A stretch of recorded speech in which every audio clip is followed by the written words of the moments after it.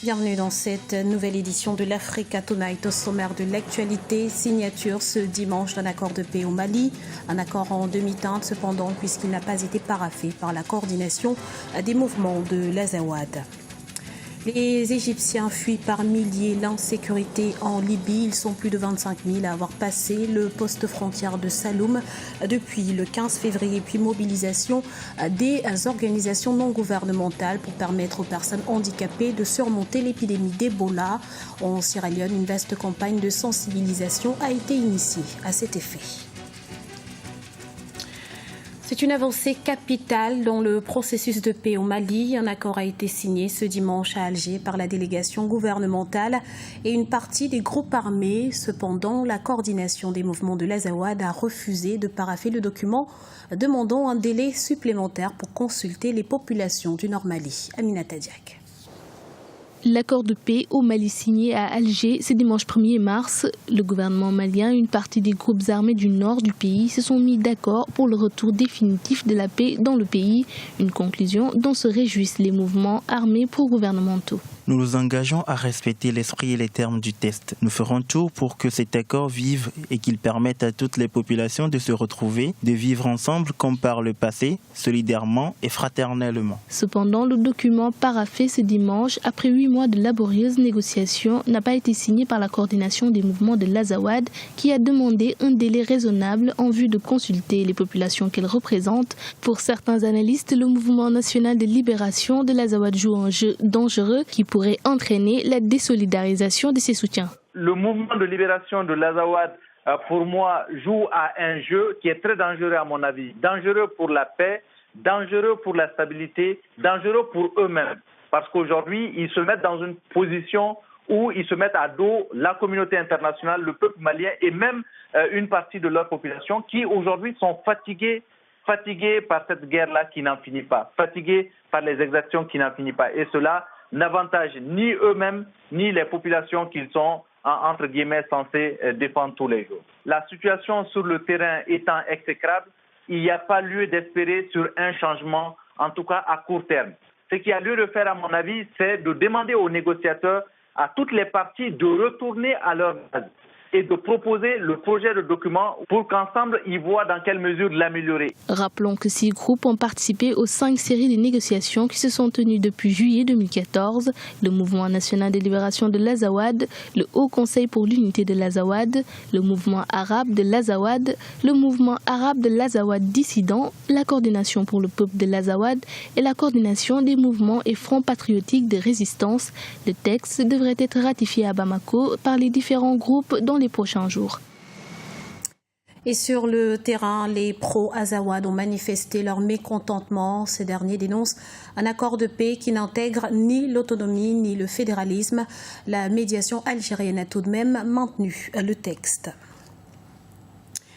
Au Lesotho, les résultats des élections législatives de ce samedi arrivent au compte-gouttes, des résultats très attendus puisqu'ils sont censés rabattre les cartes après la tentative de coup d'État militaire d'août 2014. Si le scrutin s'est déroulé sans incident, certains observateurs craignent un coup de force de l'armée en cas de victoire de Thomas Thabane. Pour l'heure, le dépouillement des voix se poursuit. Dans l'actualité également, des milliers d'Égyptiens fuient la Libye. Ils sont plus de 25 000 à avoir quitté le pays, certains via la Tunisie depuis l'annonce le 15 février de la décapitation de 21 Coptes par le groupe État islamique. Rappelons que la Libye, dirigée par 2 parlements et 2 gouvernements rivaux, est plongée dans le chaos depuis la chute de Mouammar Kadhafi en 2011. Aminata Diak.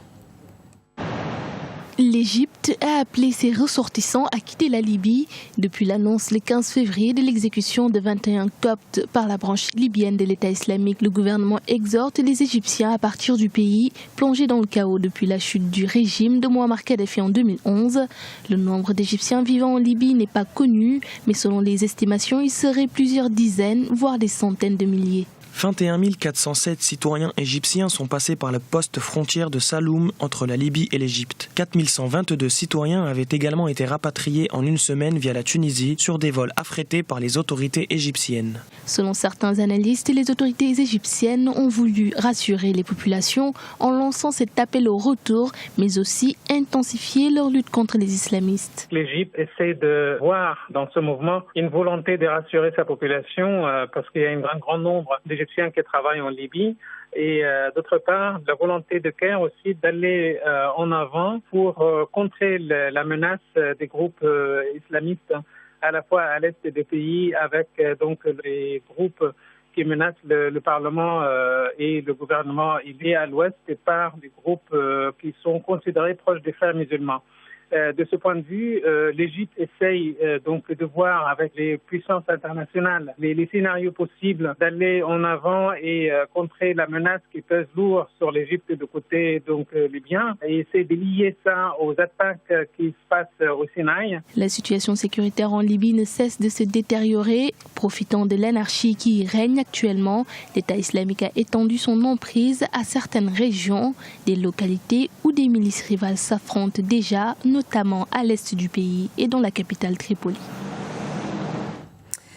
L'Égypte, l'Éthiopie et le Soudan s'entendent sur l'étude d'impact du Grand Renaissance Dam. Les trois États se sont réunis ce dimanche pour étudier les propositions faites en ce sens. Après le rejet de la première étude d'impact réalisée par Addis Abeba, l'Égypte, l'Éthiopie et le Soudan, troisième pays traversé par le fleuve, ont décidé de confier à un cabinet choisi de commun accord la réalisation d'une seconde étude d'impact de ce barrage sur le Nil. Rappelons que ce barrage construit en aval du Nil avait été à l'origine d'un conflit entre l'Égypte et l'Éthiopie. Dans le reste de l'actualité, le virus Ebola continue de se propager en Sierra Leone. Face à cette situation, le président Ernest Bai Koroma a rétabli ce samedi certaines restrictions de mouvement levées en janvier dernier. Dans le même temps, le vice-président Sam Soumana s'est placé en quarantaine, une décision qui fait suite au décès dû au virus de l'un de ses gardes du corps. Rappelons que la maladie a déjà fait 9 700 victimes en Afrique de l'Ouest. Et cette maladie accroît la vulnérabilité des personnes handicapées dans le pays. Mais heureusement, ces derniers peuvent compter sur l'appui de diverses organisations non gouvernementales qui s'attellent à la distribution d'outils indispensables pour améliorer leur quotidien. Kekeli Afeto. La vie n'a jamais été facile pour les personnes handicapées en Sierra Leone. Depuis le début de l'épidémie du virus Ebola, elles sont confrontées à un nouvel ensemble de défis graves. Il s'agit notamment de l'accès aux structures d'information et d'assainissement nécessaires pour les aider à éviter l'infection. Conscients de leur vulnérabilité, des structures sociales leur viennent en aide en leur fournissant quelques matériels indispensables. Parce qu'ils sont rejetés par leur famille, par la société, ils vivent entassés dans des habitations délabrées, une situation qui les expose davantage à l'infection. Ces structures se sont assignées la mission de sensibiliser les communautés les plus vulnérables sur le virus Ebola. Elles distribuent des brochures de sensibilisation en braille et dans le langage des signes.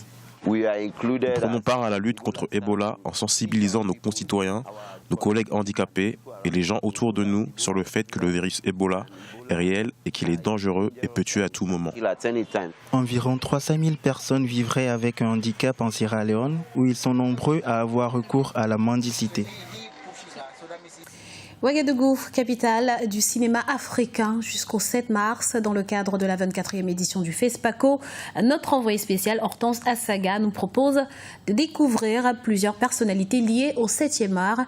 Focus sur la festivalière du jour qui n'est autre que l'artiste, chorégraphe et réalisatrice Irène Tassambedo. Je vous présente mon festivalier du jour qui en fait est une festivalière puisqu'il s'agit de la grande chorégraphe mais pas que, Irène Tassambedo. D'abord, quelles impressions ? On a eu un accueil vraiment chaleureux de la part du public, du travail qu'on a fait, même si nous n'avons pas eu beaucoup de temps, assez de temps pour le faire, de faire un festival de dernière minute comme ça. Avec l'accueil qu'on a eu, nous a donné quand même beaucoup d'encouragement et bon, on est tous contents quand même. Quel est le lien pour vous entre justement la danse et le cinéma ? Je pense que la danse que je connais mieux, qui est vraiment mon premier, celui que je maîtrise vraiment, c'est un moyen d'expression. Et je pense que le cinéma aussi, c'est un moyen d'expression. Le théâtre, c'est un moyen d'expression, la musique aussi. Mais pour moi, de passer à la danse au cinéma, je trouve que le pas n'est pas très grand, en fait.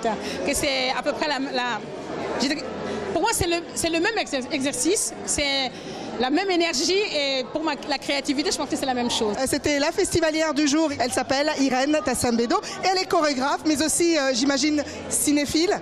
Je viens de réaliser mon premier long métrage qui s'appelle cococoaffairage.com et c'est un film sur les femmes. Donc on va le découvrir. Il n'est pas en compétition, mais il faut aller le voir. C'est très drôle. On s'est amusé. Déjà le titre, Cococo affairage de femmes, moi je vais aller le voir. Merci beaucoup Irène. Merci beaucoup. Merci. C'était le journal de la rédaction. Nous vous remercions pour votre fidélité. Retrouvez dans un instant une nouvelle édition de l'information sur Africa 24.